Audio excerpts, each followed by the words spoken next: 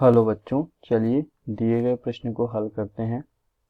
के किस मान के लिए रैखिक समीकरणों के युग्म का कोई हल नहीं है। हमें दिया गया है 3x प्लस वाई बराबर एक समीकरण है। दूसरा समीकरण है 2k माइनस एक एक्स प्लस के माइनस एक वाई बराबर 2k प्लस एक। तो हम सबसे पहले मुख्य अवधारणा की बात करते हैं। मुख्य अवधारणा के अनुसार रैखिक समीकरण का मानक रूप होता है, दो चर वाले रैखिक समीकरण का मानक रूप होता है ax प्लस by बराबर c बराबर 0। रैखिक समीकरणों का युग्म हम बनाएंगे तो बनेगा a1x plus b1y plus c1 बराबर 0, a2x plus b2y plus c2 बराबर 0। इन दोनों समीकरणों का कोई हल नहीं होगा कब? यदि a1 बटे a2 बराबर तो हो b1 बटे b2 के बट बराबर नहीं हो c1 बटे c2 के। तो इस स्थिति में क्या होती है, रेखाएं हमारी समांतर रेखाएं होती हैं और समांतर रेखाएं एक दूसरे को कभी भी प्रतिच्छेद नहीं करती हैं, इसलिए इनका कोई हल नहीं होता है, कोई हल नहीं होगा। तो चलिए प्रश्न में दिए गए रैखिक समीकरण युग्म की तुलना हम दोनों समीकरणों से करके a1 बटे a2 बराबर b1 बटे b2 बराबर c1 बटे c2 देखते हैं या नहीं, यदि और उसके आधार पर हम हल करेंगे। तो हमें दिया गया है 3x प्लस वाई बराबर एक। दूसरा समीकरण दिया गया है, ये समीकरण एक, 2k माइनस एक एक्स प्लस के माइनस एक वाई बराबर 2k प्लस एक। ये समीकरण नंबर 2। अचर पद का पक्षांतरण करते हैं तो हमें प्राप्त होगा 3x प्लस वाई माइनस एक बराबर 0। इस समीकरण नंबर 3 और एक प्राप्त होगा 2k माइनस एक एक्स प्लस के माइनस एक वाई माइनस 2k प्लस एक बराबर 0। ये समीकरण नंबर 4। ये पूरा पद हमने मान लिया, तो पूरा पद प्लस का है तो इसको माइनस में वो हो जाएगा। समीकरण 3 की तुलना हम करते हैं। समीकरण 3 की तुलना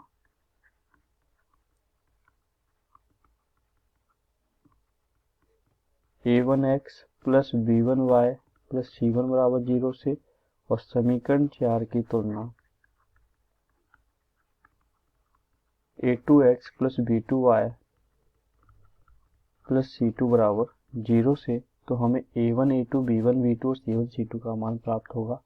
तो देखिए हमें प्राप्त होता है a1 बराबर प्राप्त होगा, यहाँ हमारे समीकरण में दिया गया है a1 बराबर हो जाएगा 3 और a2 बराबर हो जाएगा 2k माइनस एक। a1 बराबर 3 और a2 बराबर प्राप्त होगा 2k माइनस एक। इसी प्रकार से b1 बटे b2 का मान ज्ञात करेंगे तो b1 बराबर हमें प्राप्त हो जाएगा 1 और b2 बराबर प्राप्त हो जाएगा हमें b2 बराबर प्राप्त हो जाएगा k माइनस एक। b1 बराबर y का गुणांक 1 और b2 बराबर k माइनस एक।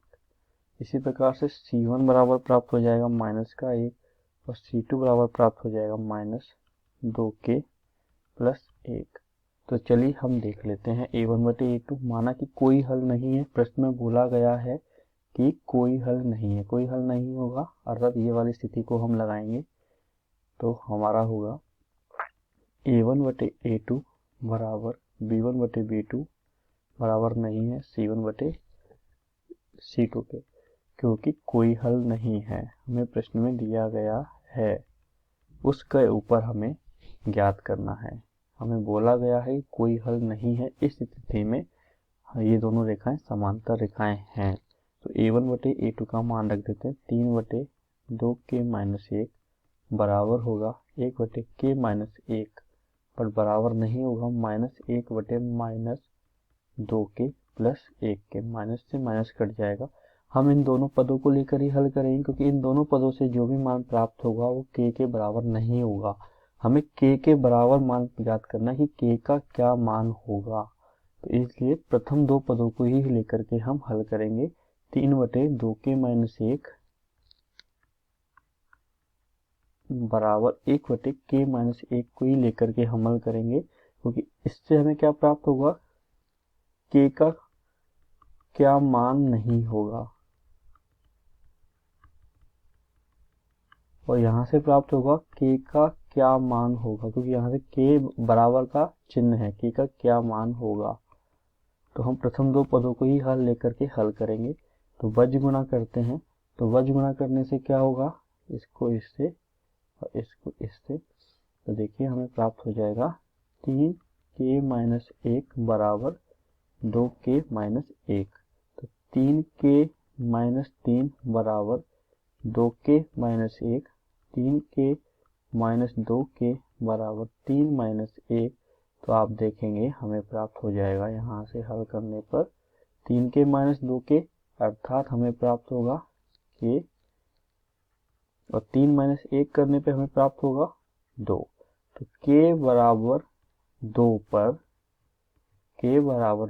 पर दिए गए रैखिक समीकरण युग्म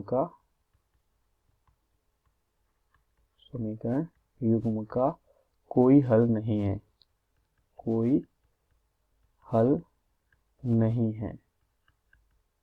यदि यहाँ इन दोनों को लेके हल करते तो k का क्या मान नहीं होगा जिस पर कोई समीकरण दिए गए रैखिक समीकरण का कोई हल होगा, क्योंकि जैसे ही हम यहाँ से k बराबर माइनस 2 रखें, यहाँ से हल करने पे k बराबर माइनस 2 प्राप्त होगा, और k बराबर माइनस 2 रखने पर दिए गए रैखिक समीकरण का कोई ना कोई हल वो प्राप्त हो जाएगा।